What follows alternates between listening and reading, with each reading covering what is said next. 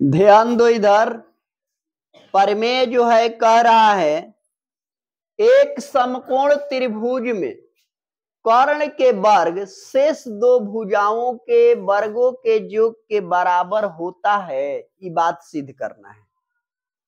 सबसे पहले हम एक समकोण त्रिभुज बनाते हैं।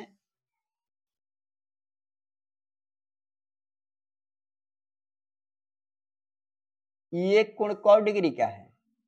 90 डिग्री का। उलट दिया गया है उसको, 90 डिग्री का है ना। अब इसे ए बी सी शीर्षे से अब क्या करेगा, इसमें कुछ लिखा नहीं है लेकिन प्रमेय पहला जो अभी 6.7 पढ़ा है कि शीर्ष से डाला गया शीर्ष लंब, तो यहां से शीर्ष लंब डालेगा, शीर्ष लंब डाला गया तो 90 डिग्री हो जाएगा ना। अब इसको लिख देगा डी। यहां पर लिखो ए बी सी एक समकोण त्रिभुज है जहां कोण सी बराबर 90 डिग्री है। सी को यहां रखो।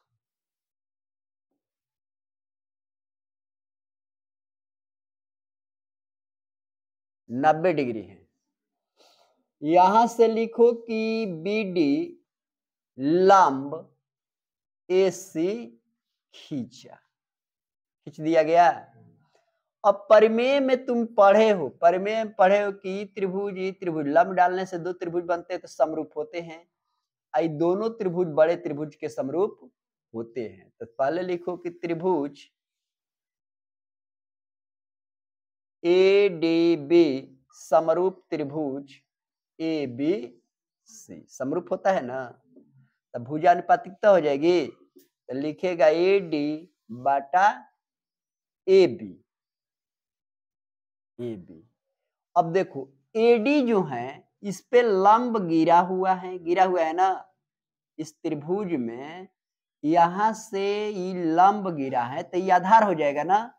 तो एडी अगर ए डी बी का एडी आधार है तो बड़े त्रिभुज का आधार क्या है भाई, तो इस पे लंब यहां गिरा है 90 डिग्री नु, ए बी आधार है, क्या है, तो इसके आधार बटा इसका आधार, बड़का का आधार लिख लिया गया।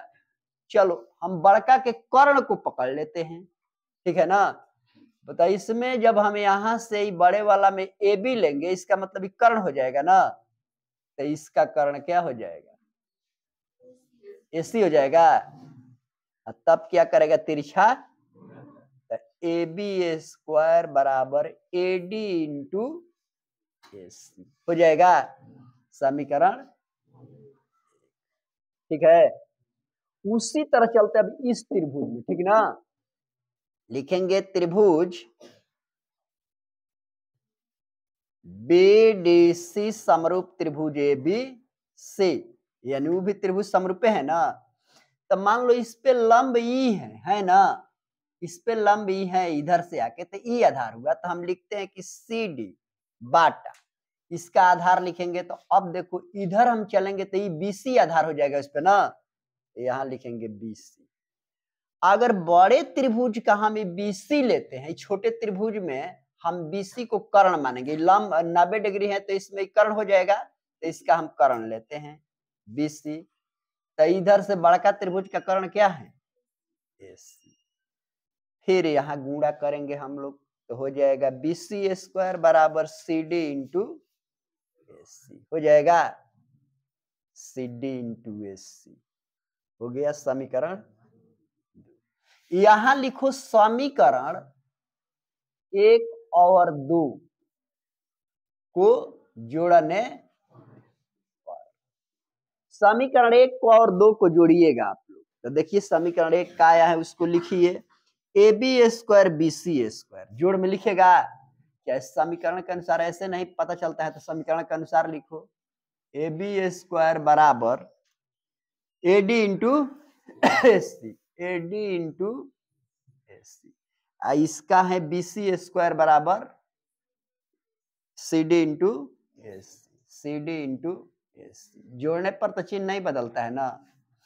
तो देखो यहां पर सबसे पहले ई जोड़ेगा तो हो जाएगा A B square B C square, हो जाएगा। जोड़ में लिखना पड़ेगा दोनों को।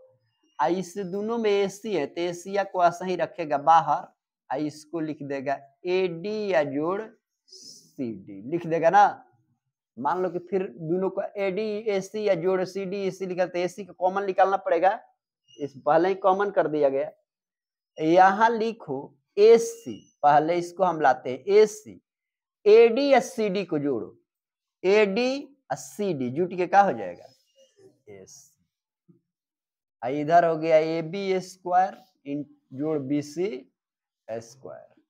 अब ए सी गुणा होगा तो क्या होगा, तो A B square A C square हो गया। देखो बड़े त्रिभुज में मिला लिया जाएगा ए सी स्क्वायर, पाइथागोरियस साहब क्या कहते हैं, पाइथागोरियस साहब यही ना कहते हैं कि ए सी स्क्वायर बराबर ए बी स्क्वायर जोड़ बी सी स्क्वायर, यानी कर्ण स्क्वायर बराबर लंब स्क्वायर जोड़ आधार स्क्वायर कहते हैं। तो देखो ए सी स्क्वायर कर्ण है, बड़े त्रिभुज में कर्ण है ना, आई हो गया लंब, आई हो गया आधार, चाहे ई हो गया आधार, ई हो गया कर्ण, तो ए बी स्क्वायर आई बी सी स्क्वायर आ गया है ना। यही बात कर रहा है कि समकोण त्रिभुज में कर्ण का वर्ग हो गया, शेष दो भुजाओं के वर्गों के, तो शेष दो भुजा है जिसका वर्ग है ना योग के बराबर होता है, तो बराबर दिखाया गया है। चाहे ये वाला बात यहाँ सिद्ध हुआ है, चाहे पाइथागोरीय प्रमेय लिख के प्रमाणित करता है, पाइथागोरीय प्रमेय है, यह पाइथागोरीय प्रमेय, इसको लिख कर प्रमाणित किया गया, बात हो गया। तीनों क्वेश्चन के एक आंसर हो गया। यहाँ लिखोगे